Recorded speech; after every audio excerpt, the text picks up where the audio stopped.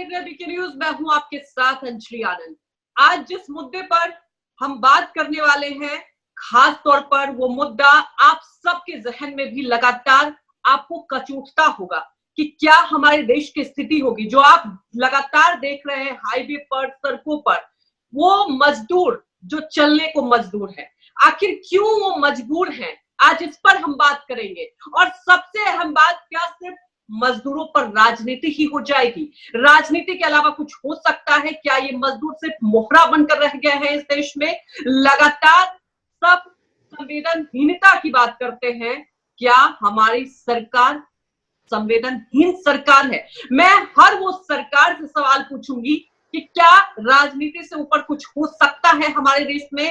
कोई कहता है कि बस की परमिशन नहीं मिल रही लगातार, लेकिन जो तस्वीरें आ रही हैं उस सब के बीच एक यही सवाल है कि राजनीति हो रही है इन मजदूरों के ऊपर।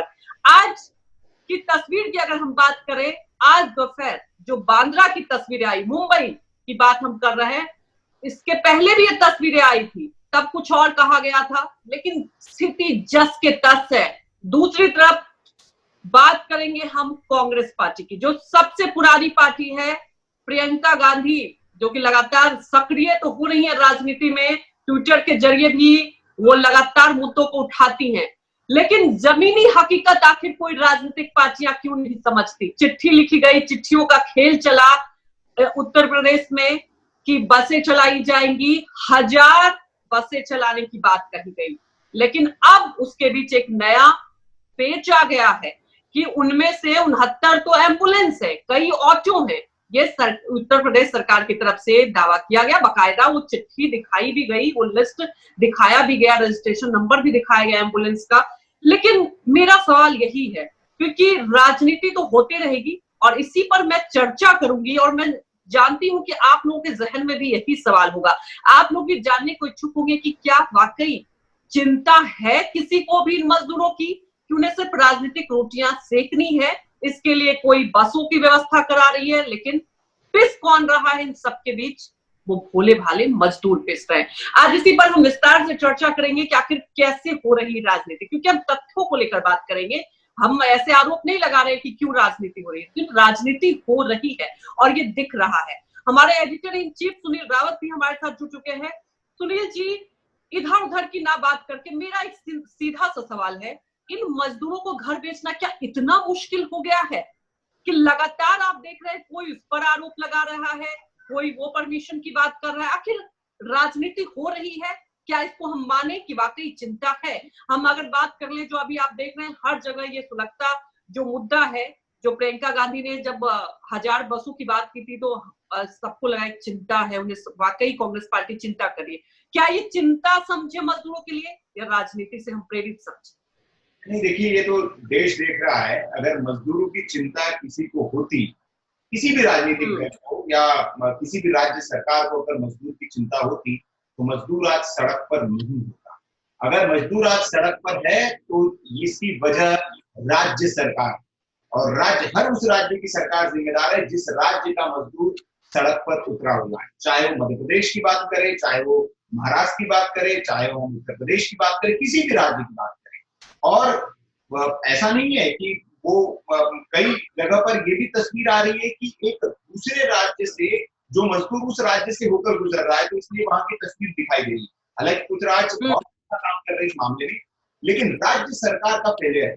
और दूसरी बात आपने कही राजनीति की, तो साफ तौर पर देश देख रहा है राजनीति हो रही है, मजदूरों को मोहरा बनाकर राजनीति की जा रही है और इसी वजह से मजदूरों को इस तरह से छोड़ा जा रहा है। मैंने जैसे कल भी कहा आपको डिबेट में कि हमारे चैनल से मजदूरों के फोन आ रहे हैं, उन्होंने 15-15 दिन पहले रजिस्ट्रेशन करा रखा है राज्य सरकार के पास, लेकिन 15 दिन होने के बावजूद उनको अगर उनका वो पास नहीं मिला, उनको ट्रेन का टिकट नहीं मिला, तो इसके लिए तो राज्य सरकार जिम्मेदार है। क्योंकि केंद्र सरकार ये कह रही है, कल तक ये कह रही थी कि हम 4 घंटे में आपको ट्रेन दे देंगे, और आज तक ट्रेनें दी गई। उत्तर प्रदेश की अगर बात करें तो 800 से ज्यादा ट्रेनें उत्तर प्रदेश में आ चुकी है। पहले परमिशन वाला खेल होता था कि आपको राज्य की परमिशन होनी जरूरी थी जहां मजदूर जाते थे। उत्तर प्रदेश में 800 को मंजूरी थी, वहां पहुंचे। बाकी राज्यों के बनिस्बत तो कहीं गुना ज्यादा है। लेकिन इसी समस्या को देखते हुए, क्योंकि जिस तरह की तस्वीरें आ रही है और मजदूर जो है वो एकदम से अब उसके पानी सर के ऊपर से चला गया है। कई दिन हो गए, कई राज्यों में खाना नहीं मिल रहा, उसको ये शिकायत है, कोई पूछने वाला नहीं है। तो अब केंद्र ने देखा कि राज्य सरकार इस पर राजनीति कर रही है, राज्य सरकारों की बस की बात नहीं। तो आज की मैं अपनी दर्शकों को अपडेट देती हूँ कि केंद्र सरकार ने इस गाइडलाइन जारी करते हुए ये अब वो क्लॉज हटा दिया है कि ट्रेन के लिए आपको राज्य से मंजूरी लेनी होगी। पहले राज्य सरकार का आपको क्लियरेंस लेटर देना होता था इंडियन रेलवे को उसके अनुमति के साथ कि इतने जो मजदूर जिस राज्य में जा रहे हैं उस राज्य की परमिशन है वो आने देना चाहते हैं, लेकिन उस क्लॉज को अब हटा दिया है। केंद्र जो गृह मंत्रालय है, केंद्र का गृह मंत्रालय, वो सीधे रेलवे से डील करेगा और अपने जो अधिकृत जो नोडल अधिकारी है उनके जरिए मजदूरों को सीधे उनके राज्य में भेजेगा। आप परमिशन की कोई जरूरत नहीं है। जैसे पश्चिम बंगाल के मजदूर है, उनको भेजना है तो ममता के परमिशन की जरूरत नहीं है, गहलोत के परमिशन की जरूरत नहीं, योगी आदित्यनाथ के परमिशन की जरूरत नहीं। जितने मजदूर, ये तो कहा जा सकता है एक बहुत बड़ी राहत मिलेगी, क्योंकि जो स्थिति हम देख रहे हैं अभी पिसे जा रहे हैं। अगर बात कर ले सुनील जी, पिछले कई दिनों से सियासत हो रही है। प्रियंका गांधी ने परमिशन मांगी थी और उन्होंने चिट्ठी भी लिखी थी, लेकिन मेरा ये सवाल है कि 3 दिन लग गए, आखिर दिक्कत क्या हुई यूपी सरकार को, क्यों नहीं परमिशन दी गई? हालांकि अब सियासत तो हो रही है, अब आपने देखा कि 1000 बसों की बात कही गई, लेकिन यहाँ पे उसमें तो एम्बुलेंस है, 3 व्हीलर है। लेकिन एक अहम सवाल, क्या प्रियंका गांधी उन मजदूरों की चिंता कर रही हैं या ये दिखावा किया जा रहा है? क्योंकि राजस्थान में भी कांग्रेस पार्टी की सरकार है, पंजाब में सरकार है, महाराष्ट्र में खुद गठबंधन में है। महाराष्ट्र की स्थिति सबसे भयानक है।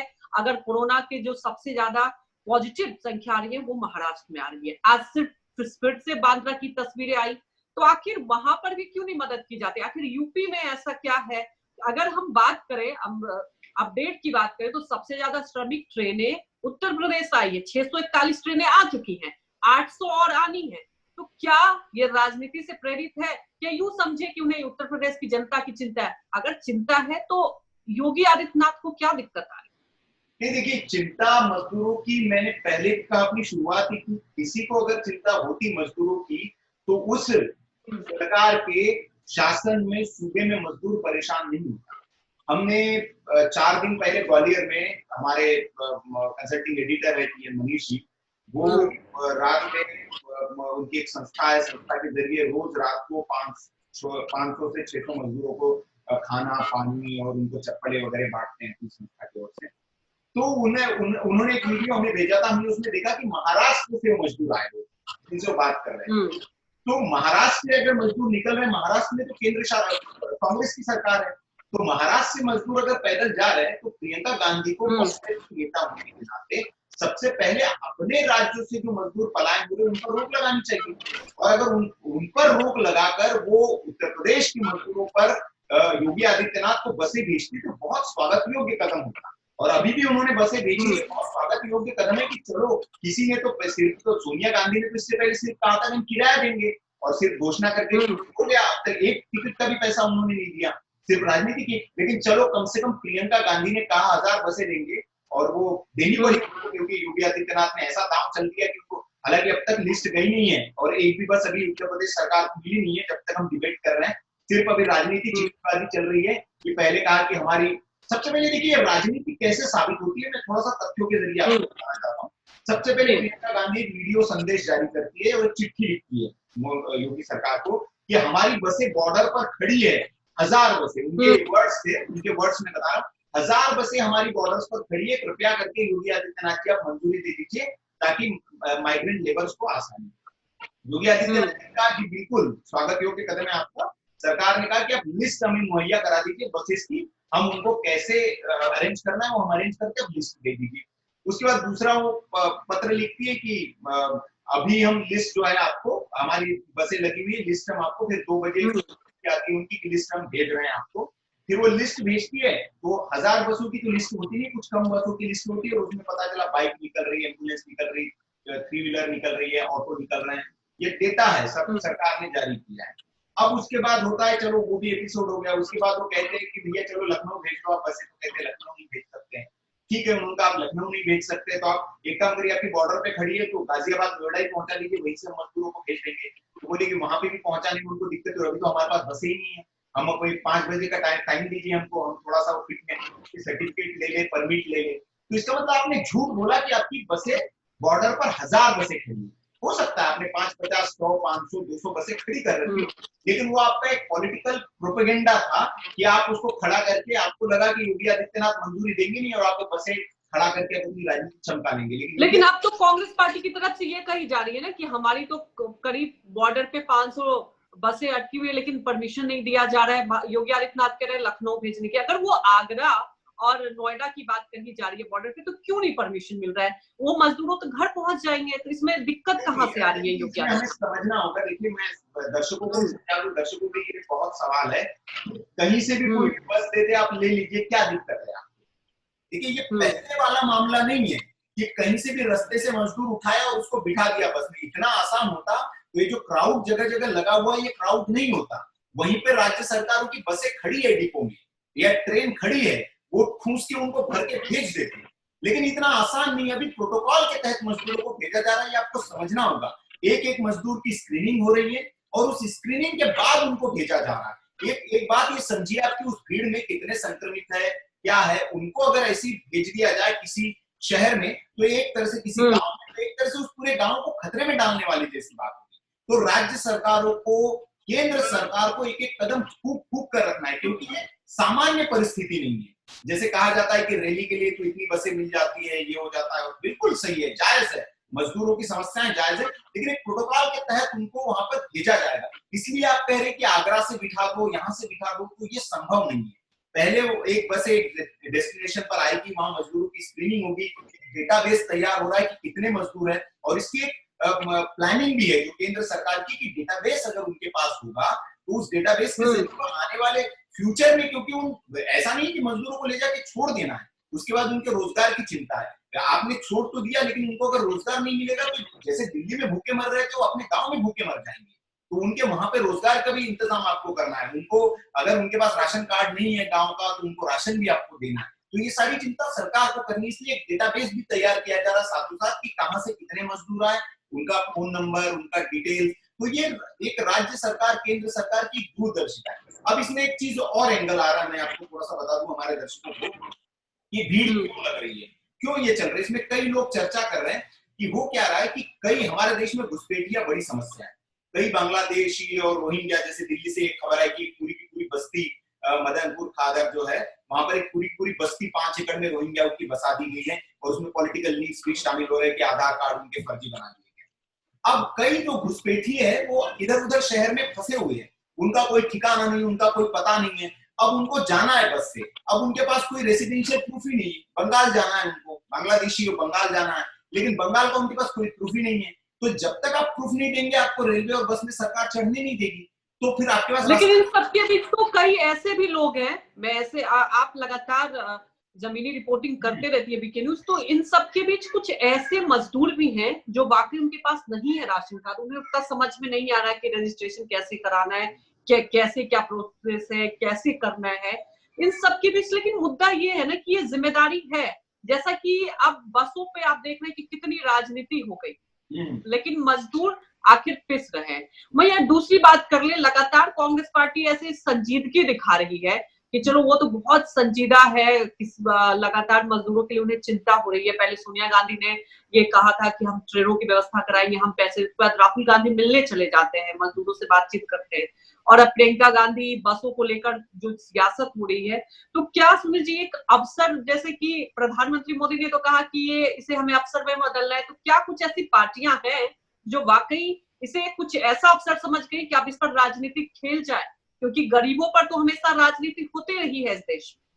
नहीं, देखिए, गरीबी हटाओ का नारा तो बहुत पहले दिया गया था, लेकिन गरीबी हटी बिल्कुल नहीं हटी, हमारे सामने है। और आज तो इसका जीता जागता उदाहरण है कि 8 करोड़ तो केंद्र सरकार का आंकड़ा है, बाकी बताया जा रहा है कि 15 करोड़ के आसपास माइग्रेंट लेबर्स है जो इधर उधर, और ये सारे गरीब की श्रेणी में आते हैं। गरीब इससे भी ज्यादा है, माइग्रेंट लेबर से हर गांव में, हर शहर में। तो गरीबी नहीं हटी आज तक, ये सच्चाई है, और इस पर राजनीति होती रही है। इन्हीं गरीबों के नाम पर वोट मांगे गए, और आज भी वही चलता है। लेकिन राहुल गांधी जी का आपने जिक्र किया, मिलने चले गए, बहुत अच्छी बात है, किसी को मतलब मना ही नहीं है, लोकतांत्रिक देश में कोई भी किसी से मिल सकता है। लेकिन मेरा सवाल ये है कि आपने मिलकर कल कर क्या लिया? आप 4 मजदूरों को बिठा के आपने, बीजेपी कह भी रही कि फोटो खिंचवा लिया आपने, वो फोटो छपेगी आने वाले दिनों में, बैनर पोस्टर पे इलेक्शन के दौरान भी मजदूरों से राहुल गांधी मिले थे, उसका हासिल क्या है? आपने उन मजदूरों के लिए 4 पैकेट खाना भी पैक करके आप लेके नहीं गए थे, आप सिर्फ बात किया और वापस आकर सिर्फ 4 मजदूरों से। आपके राज्यों के मजदूर पलायन करने के लिए मजदूर है, जहां के आपकी केंद्र आज ही बांद्रा से तस्वीरें आई है, मुंबई में आप, महाराष्ट्र में शिवसेना के साथ साझेदार है, वहां पर आप क्यों नहीं रोक लगा पा रहे हैं? राहुल गांधी से सवाल पूछा जाना चाहिए। तो ये कुल मिलाकर राजनीति तो कलावती से भी मिलने गए 2008 में, और 2008 के बाद जब 2020 है, 12 साल बीत चुके, कलावती से क्या परिवर्तन आया कलावती के जीवन में, ये सबसे पूछना चाहिए। और भी कई लोगों से मिल चुके हैं राहुल गांधी, तो ये तो पॉलिटिकल, और वो इसमें कोई बुराई भी नहीं है, राजनीतिक दल के नाते। लेकिन अगर मौजूदा स्थिति की बात करें सुनील जी, तो ऐसा लग रहा है कि जो भी स्टेट गवर्नमेंट है, चाहे कोई भी राज्य सरकार की अगर आप बात देखें, जब पहले लॉकडाउन में आपने देखा स्थिति, बार बार आनंद विहार का जिक्र हो ही जाता है जब भी हम मजदूरों के पलायन की बात कर, कैसे दिल्ली सरकार ने बॉर्डर पर लाके छोड़ दिया।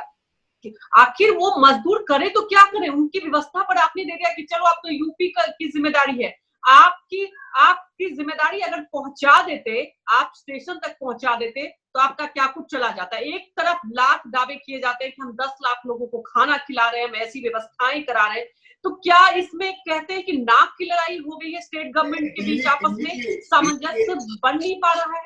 हाँ, दिल्ली की आपने बात की, तो मैं दिल्ली का आपको बता दूं कि दिल्ली से सिर्फ, आज का आंकड़ा है, मैं आपको ताजा आंकड़ा बता रहा हूँ, सिर्फ दिल्ली से अभी तक 35,000 मजदूरों को रिपोर्ट किया गया सिर्फ, और आज 12,000 मजदूरों को आज भेजा जाना है। मतलब समझ लीजिए कि दिन में कितने माइग्रेंट मजदूर होंगे, और सिर्फ 35,000 को ऑफिशियली भेजा गया है, बाकी सब पैदल निकल गए हैं। लेकिन जो ट्रेनों से भेजेंगे, सिर्फ दिल्ली सरकार ने 35,000 मजदूरों को भेजा है, 12,000 की आज व्यवस्था की। और जब अब नया नोटिफिकेशन आ गया केंद्र सरकार का, तो आज डिप्टी सीएम मनीष सिसोदिया ने एक लिंक शेयर किया है मजदूरों के लिए कि इस पर आप रजिस्ट्रेशन कर लीजिए, अब आपको भेजने की इंतजाम करेंगे। हालांकि कल केजरीवाल जी ने दावा किया था कि हम आज से दिल्ली खोल रहे हैं, तो जितना भी लेबर जो माइग्रेंट लेबर है, उनका पलायन रुक जाएगा, क्योंकि उनको काम मिलना शुरू हो जाएगा। लेकिन स्थिति नहीं बदली, उसके बावजूद स्थिति वही है, हालात वही है।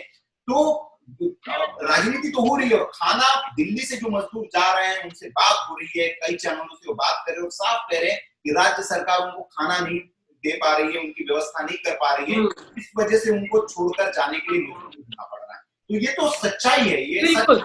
अगर स्थिति तो बेहतर वही रहती ना कि आप मजदूरों को भेजने की बजाय, पहले तो मांग की गई कि ट्रेन भेजिए, अगर आप उन्हें अच्छे से खाना मिल जाता, उन्हें 2 वक्त की रोटी मिल जाती, तो शायद ये स्थिति नहीं होती। लेकिन सब अपनी जिम्मेदारी से पल्ला झाड़ते गए। जब ट्रेन की सुविधा दी गई तो अब बसों की बात कही जा रही। वही इन सब के बीच आज जो बांद्रा की तस्वीरें आई, आपने देखी होगी, और सवाल ये उठता है कि लाख पार कर चुके हमारे देश में कोरोना मरीजों की संख्या की अगर बात की जाए, सबसे ज्यादा संख्या महाराष्ट्र में दिन ब दिन संख्या बढ़ते जा रही है। लेकिन क्या ये परिस्थिति जो उत्पन्न हो रही है, ऐसा लगता है कि एक भ्रम की स्थिति पैदा की जा रही है, इन मजदूरों को बरगलाने का भी काम किया जा रहा है? आखिर कौन इनको इंफॉर्मेशन दिया जाता है, कितनी बड़ी संख्या में एक साथ निकल जाते हैं, अब कहाँ चली जाती है प्रशासन? जब पहले लॉकडाउन किया गया था, पहला लॉकडाउन, सभी भारतीयों ने बहुत ही अच्छे से डिसिप्लिन तरीके से निभाया था। अब आखिर ऐसा क्या हो गया है?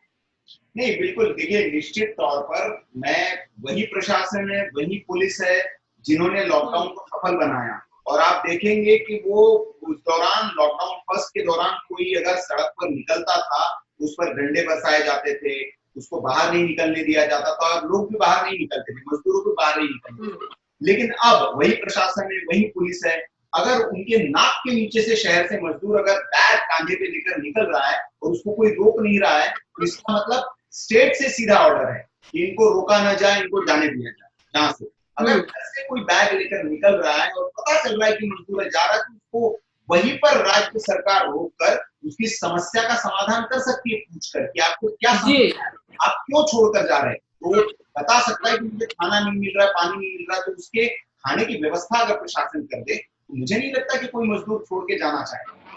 तो कुल मिलाकर बात यही है कि राज्य सरकारें जो है वो फेल रही है इस मामले को डील करने में, और ये समस्या छूटी नहीं है। जैसे मैंने कहा कि ये 2, 4, 5 लाख वाला मजदूर वाला मामला नहीं है। उत्तर प्रदेश में जैसे अभी बता रहे कि टोटल 14 लाख से ज्यादा मजदूरों को भेजा जा चुका है, लेकिन ये माइग्रेंट लेबर, अभी ये समस्या जो है सरकार को जैसे कि रेल की बात की जा रही है, रेल अब देखिए राजनीति कैसी होती है। पहले केंद्र सरकार कह रहे जब बसों से भेजा जा रहा था तो बाकी राज्य कह रहे थे कांग्रेस की ट्रेन चलाइए, आप ट्रेन क्यों नहीं चला रहे, ट्रेन क्यों नहीं चला रहे। अब जब ट्रेन आ गई तो राजनीति फिर से बसों पे आ गई कि बस ले लीजिए, बस ले लीजिए। तो ये कहीं ना कहीं गोल हो जा रहा है और उसमें बेचारा वो मजदूर पिस रहा है इस राजनीति में। Bus train. अब ट्रेन की व्यवस्था कर दी गई तो राज्य सरकारों को चाहिए था कि लिस्ट बनाए और उन ट्रेन में मजदूरों को भेजे अपने राज्य। एक दिन की 300 ट्रेन की कैपेसिटी है जो रेलवे ने जारी किया है कि उनके पास 1200 ट्रेन है और 300 ट्रेन एक राज्य को एक दिन में वो दे सकते हैं। तो 300 ट्रेन की हम व्यवस्था कर सकते हैं जाने आने की। तो आप ट्रेनें लीजिए और आप मजदूरों को ले जाइए। अगर एक राज्य में एक दिन में अगर 10, 12, 15 ट्रेन भी जाने की, 20 ट्रेन, 25 ट्रेन, 50 ट्रेन भी एक राज्य में जाके तो बड़ी तादाद में मजदूरों की राहत होगी। और आप मजदूरों को टोकन दे दीजिए, जैसे इकट्ठे नहीं भेजना संभव है, उनको एक जगह शेल्टर, इतने बड़े स्टेडियम्स खाली पड़े हैं, इतने बड़े स्कूल खाली पड़े हैं, कॉलेजेस खाली पड़े हैं, कहीं पे भी आप बिल्कुल सुनील जी, कुल मिलाकर तो यही समझा जाए, कुल मिलाकर जो अभी तक हम लगातार देख रहे हैं पिछले कुछ दिनों में जो तस्वीरें आ रही हैं, हर कोई व्यथित होता है। हम जैसे आप जैसे लोग व्यथित होते हैं उन तस्वीरों को देखकर। कई लोग हैं उन मजदूरों की मदद के लिए तो आ जाते हैं, लेकिन जो राज्य सरकारें हैं उनके सिस्टम में विफलता नजर आई है। और कहते हैं ना कि मंसूबा ही समझ नहीं आता है, जब आपकी नीति सही नहीं हो तो आप कैसे मदद कर सकते हैं। लेकिन प्रोटोकॉल की अपनी बात कही, जब अभी जो लगातार देख रहे हैं कि सुबह से ही प्रियंका गांधी कह रही है कि हमारी बसों को जाने नहीं दिया जा रहा है। लेकिन अहम बात ये भी है कि ये वक्त ऐसा नहीं है कि आप कहीं से भी किसी को भेज सकते हैं। लेकिन क्या इन प्रोटोकॉल की जो बात हम कर रहे हैं, इन प्रोटोकॉल के बीच ये मजदूर ऐसे ही पिसता रह जाएगा? एक हालांकि आपने जो अपडेट दिया है और शायद आपको लगता है कि इससे अब राहत मिल जाएगी इन मजदूरों को, क्योंकि अब केंद्र सरकार ने बदलाव किया है कि आप स्टेट गवर्नमेंट पर डिपेंडेंट नहीं रहेगा। तो इसमें कैसे सुनील जी, हम चाहेंगे कि दर्शकों को आप समझाएं कि कैसे वो गाइडलाइन दी जाएगी जिससे इन मजदूरों को आप पहुंचाया जाएगा, क्योंकि मजदूर तो पिस गए इन राज्य सरकारों के बीच। तो नई गाइडलाइन उसके तहत होम मिनिस्ट्री, मतलब अमित शाह का जो डिपार्टमेंट है, खुद उसने कमान अपने हाथ में ले लिए और वो जो नोडल अधिकारी होंगे वो नोडल अधिकारी अब जिम्मेदार होंगे। उनकी जिम्मेदारी तय कर दी गई कि आप सीधी लिस्ट एक बनाइए, रेलवे को दीजिए, रेलवे उसके बाद सीधा अब होम मिनिस्ट्री रेलवे से ट्रेन मांगेगी और उसमें उन मजदूरों को बिठा के राज्य में भेज दिया जाएगा। अब वहां परमिशन की जरूरत नहीं और राज्य सरकार को सूचित कर देगी। गृह मंत्रालय राज्य सरकार को सूचित कर देगा कि इतनी ट्रेन हम आपके राज्य में भेज रहे हैं, इसको आप पिक कराइए और इन मजदूरों को आप जांच कराइए, जो प्रोटोकॉल है उसको पूरा कराइए, इनको क्वारंटाइन केंद्र में रखिए 14 दिन और जहां जहां जिस गांव के उनको भेजने की व्यवस्था आप करिए। तो केंद्र अपना काम करके राज्य ताकि अपना काम आगे वो करे। तो ये जो केंद्र राज्य वाली जो गोटी फेंकने का जो दांव हो रहा था, इसको तो आज खत्म कर दिया है और अब सीधा होम मिनिस्ट्री ने अपने हाथ में लगाम ले ली है। तो उम्मीद करना चाहिए अब कि अब ये जो कियोस्क हो रहा है और ये जो तस्वीरें दिख रही है तो ये कुछ दिनों में आनी बंद हो जाएगी। क्योंकि मैं कह रहा हूँ बिल्कुल, ये ब्लेम गेम अब शायद देखने को ना मिले, जो लगातार राज्य सरकारें ब्लेम एक दूसरे को कर रही है कि हम क्या करें। कभी केंद्र सरकार हमें ट्रेनें नहीं दे रही है तो कभी दूसरे राज्य से परमिशन नहीं मिल। वहीं इन सबके बीच अगर हम बात करें, फिर से मैं वही प्रियंका गांधी पर आना चाहूंगी, क्योंकि दुविधा होती है और बहुत दुख भी होता है कि ऐसी स्थिति में जब प्रियंका गांधी की तरफ से ये प्रस्ताव दिया गया था तो हम सबको भी ऐसा लगा था कि बहुत सराहनीय कदम है और ऐसे ही होना चाहिए अगर इस देश में चाहे पक्ष हो विपक्ष हो। लेकिन उत्तर प्रदेश में ऐसा क्या है? यूपी में बहुत ज्यादा सक्रिय दिखाई देती हैं। एक तरफ जब आप देखते हैं, मैं अभी हालांकि कोरोना काल चल रहा है, राजनीति की बात ही नहीं करनी चाहिए, लेकिन मजबूरी हो जाती है। एक तरफ जब भी उत्तर प्रदेश में रेप की घटनाएं आती हैं, प्रियंका गांधी बहुत ज्यादा एक्टिव हो जाती हैं। किसी और राज्य में, राजस्थान में जब कुछ होता है तो उन्हें ध्यान नहीं रहता है। तो क्या सिर्फ उत्तर प्रदेश की ही लोगों की चिंता है? अगर आप वाकई इस मजदूर की, इस देश की चिंता कर रही हैं तो हर जगह कीजिए ना। और जहां आपका सरकार है वहां अगर चिंता करेंगी तो हो सके आप अगर एडवाइस देंगी तो कुछ बेहतर ही हो पाएगा उस राज्य में। देखिए, मैं डे फर्स्ट से कह रहा हूँ कि कांग्रेस पार्टी को कुछ अच्छे सलाहकारों की जरूरत है। कांग्रेस पार्टी के पता नहीं कौन ये सलाह इनको देता है और ये सेल्फ गोल कर बैठते हैं। ये प्रियंका गांधी का सेल्फ गोल था, बसों को लेकर के उन्होंने वीडियो जारी किया और जो लेटर किया ये उनका सेल्फ गोल था। और देखिए साबित हो रहा है वो पूरी किस तरह से एक्सपोज हुई प्रियंका गांधी और ट्विटर पर चला बस घोटाला, उसने तरह तरह की नई बातें, तमाम बातें सामने आई। ये उनको करने की जरूरत नहीं थी। कांग्रेस पार्टी को मैं डे फर्स्ट से कह रहा हूं, मैं कई बार एडवाइस कर चुका हूं, फिर एक बार करता हूं कि आपके लिए ये सुनहरा मौका था कोरोना काल, इस काल में आपके वर्कर्स फ्रंट लाइन पर सामने आकर मजदूरों की, जो फंसे हुए माइग्रेंट है उनकी मदद करते, जाके उनकी सेवा करते और उनको एक एक को चिन्हित करके, कुछ नहीं करना था आपको, जो नोडल अधिकारी वाला काम है वही आप करते, चिन्हित करके उनका एक लिस्ट बनाते और वो जाके राज्य सरकार को सौंप देते कि भाई साहब ये हमने तैयार किए हैं, हमारे जिले से, हमारे गांव से, हमारे मोहल्ले से, हमारे शहर से इतने मजदूर हैं, इनको आपको बंगाल भेजना है, और आप उन पर प्रेशर बनाते। ये एक सकारात्मक एक राजनीति थी। उसको आप ट्वीट पे डालते कि ये हमने इतने मजदूरों की लिस्ट जारी की है, लेकिन इसको राज्य सरकार मंजूरी नहीं दे रही है, ट्रेन नहीं दे रही। ये सकारात्मक राजनीति थी। बनस्बत की आप बता दें कि मैंने 1000 बसें लगा दी है, उसमें ये एक्सेप्ट नहीं कर रहा है। तो बिल्कुल, राजनीति करने के बजाय अगर कदम उठाया जाता तो आज स्थितियां कुछ और होती। और उम्मीद यही करते हैं कि अब केंद्र सरकार ने जो बदलाव किया है तो कम से कम अब राज्य सरकारें राजनीति नहीं कर पाएगी। और जो हमारे दर्शक सुन रहे हैं, मैं चाहूंगी कि आप लोग भी लोगों को अवेयर करें कि कैसे अब सुविधाएं दी जा रही है। वो भाई जो हमारे मजदूर जो विवश हैं, उन्हें आप गाइड कीजिए कि किस तरह से आप रजिस्ट्रेशन करा सकते हैं। और मैं उन सब राजनीतिक दलों से यही कहना चाहती हूँ कि राजनीति से ऊपर उठिए और आप कम से कम लोगों की मदद कीजिए। जैसा कि सुनील जी भी कह रहे थे कि अगर कांग्रेस पार्टी के लिए बहुत अच्छी अपॉर्चुनिटी थी, आप लोगों के दिल में बसते, उन गरीबों को की दुआ मिलती आपको, अगर आप उनको पहुंचाने का काम करते, बशर्ते राजनीति करने की कि आप आके ट्विटर पर कह रहे हैं, आप सोशल मीडिया पर आकर हमें परमिशन नहीं मिल रही, हम बसें चलाने की कोशिश कर रहे हैं। अगर आप अपने राज्यों पर भी ध्यान देते तो बेहतर होता। हालांकि अच्छी बात है कि आप उत्तर प्रदेश के लिए बहुत ज्यादा एक्टिव है और अब देखना होगा कि क्या वाकई इन सब बसों के बीच जनता की कौन सुनता है, इन मजदूरों की कौन सुनता है।